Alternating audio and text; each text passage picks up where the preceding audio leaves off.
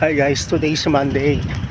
I hope everyone are very excited to go to work or resume their business.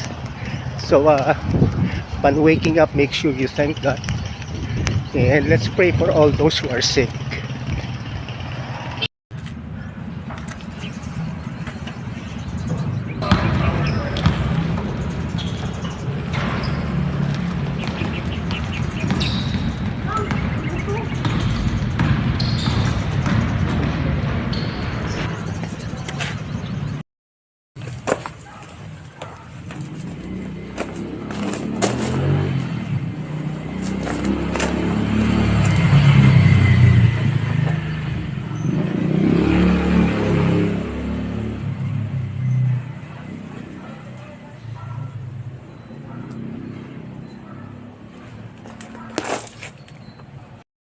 Don't count the reps.